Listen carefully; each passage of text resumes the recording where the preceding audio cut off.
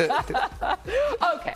Green Bay loses a key member of their front office, but listen, their immediate concern is this wild card game tomorrow night against their longtime rival, the Chicago Bears. They split the two meetings this season. The latest one was without Micah Parsons, of course. Interestingly, the Bears never led at one point. That's wild. Yeah, in either game. Isn't that crazy? Yeah. Obviously, they win with a walk-off touchdown, right? Caleb Williams in overtime, that 46-yarder.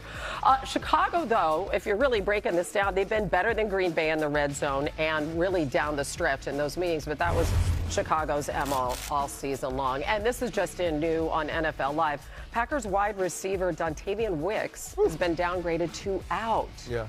Okay, so again, one less weapon there for Jordan Love. As we bring in Mina now. Hi, Mina. What up, MK? How are ya? Great to be with you on this Friday. Now the gang's all here. This is great. Okay, RC, so we talked about Jordan Love. Listen, he missed the final couple of games of the regular season. He's back. What do you need to see from him in this one? Well, Jordan Love has to go win. When he watches that film of the first game, he's going to understand the mismatch he had with his wide receivers versus the back-end skill players of the Chicago Bears. They did anything and everything they wanted to for 3 quarters. How do they get back in that same space? How do they attack leverage? How do they attack coverage, run away from outside defenders? And we saw that throughout that game. It was a different attack with Malik Willis. We saw the run game be the focal point of Matt LaFleur. I believe that the Green Bay Packers can do whatever they want offensively against the Chicago Bears. It's going to be about protecting the football. And as you saw in that second game, even with Jordan Love, finding ways to score in the red zone because those points are huge, especially with the way Chicago plays late in football games.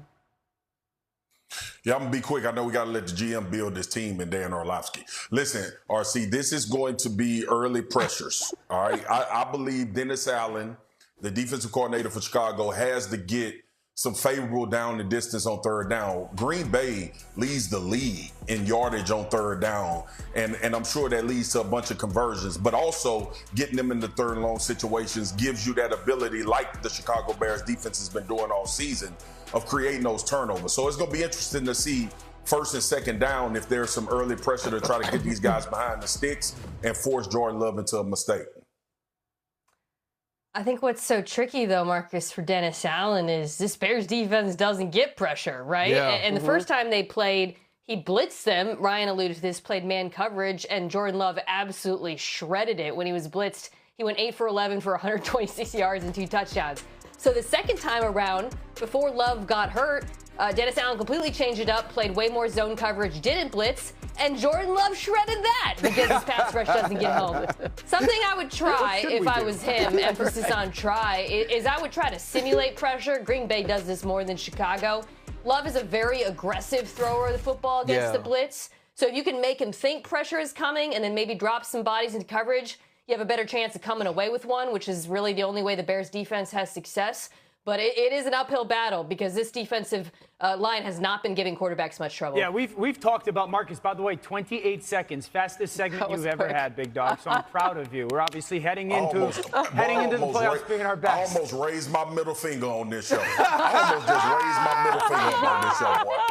Hey, give your take. I don't need all the extra. Please I don't need the extra. Give your take. Just to put into context, we've talked about the turnovers, right, with Chicago's defense. Chris, you could throw it up because I do think there's a little bit of like historical impact right here. So, one, they take the ball away, all right? But they don't give the ball away. That's plus 22. So that's a huge deal in this game, and that's not just treetoppy. 10-1 when they win the turnover battle. So that's going to be a big deal. Hannah, when it comes to Caleb Williams, he has to have his most consistent game of the season. When you're playing against zone, you just have to remember Gary Kubiak saying, somebody is always open. You just have to find them. And last week against Chicago, he on a consistent basis, Detroit saw zone, and instead of just playing that boring brand, that efficient brand, that completion-centric brand of football, there was too much inconsistency. And so I think it's huge for Caleb. Don't try to do too much. Take what the defense is going to give you. You know that Green Bay is going to give you some of those underneath completions. And if his mindset is just making sure that he is completion-centric and find that open receiver instead of forcing the open receiver, I think he's going to be okay. To understand, first and second down against this Green Bay defense, they play just about as much zone defense as anybody. There is going to be someone open on first and second down. Take the easy throw. I think the big difference is there was some pressure last week versus Detroit. This team is not creating pressure in that way since Michael Parsons went down. And so Caleb can do some of the things where he holds the ball, scrambles around, and allows people to get open, I think, in a little bit different way than he could versus Detroit. His very first playoff game. All right, as we take a look at our first wild card picks, we have a split. We have Mina, Dan, and RC taking the Packers. Swagoo and I are on the Bears. Swagoo in 28 seconds or less. Swagoo, why are you on the Bears? Hannah, don't start that. I'll go a minute and 28. I'm on the pack. Look, I think they'll get that. I think they'll get that run game going. I think Chicago understands that if they are not that formidable offensive unit carrying the football, they don't have a shot at winning this game. They don't want to make this a drop back game all game long. So Monungai and Swift should have big days if they're gonna win. And they're 26 seconds. Our secondary to deal with their top two receivers. And, A.J. Brown is still A.J. Brown. I agree with you, Terzo. I just find it interesting that you're feeling a little bit more nervous taking on an Eagles team that doesn't look at all like what the Seahawks have provided for their fans. And,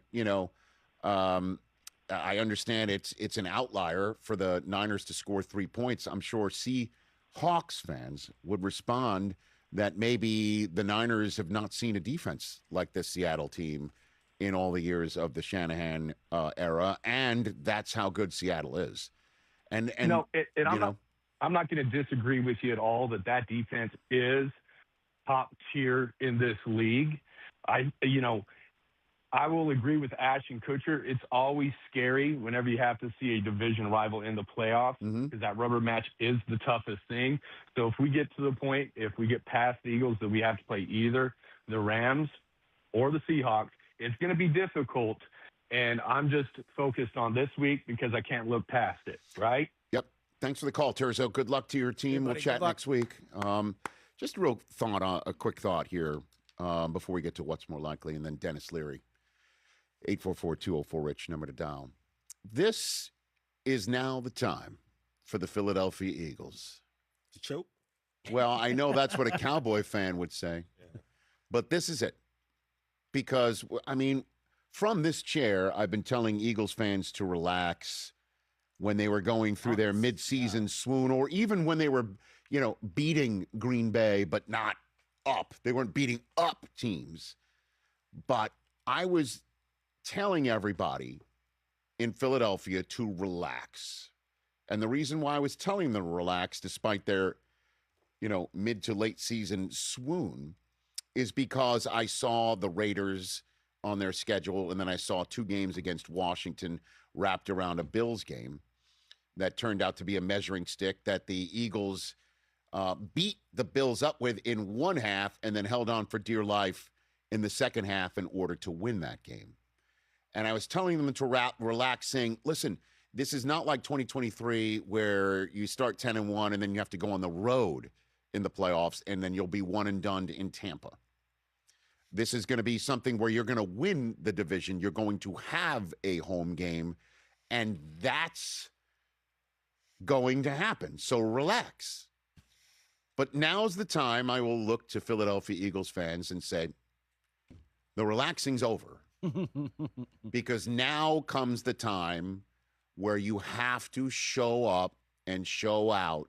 And if you have any mid-game swoons, if you have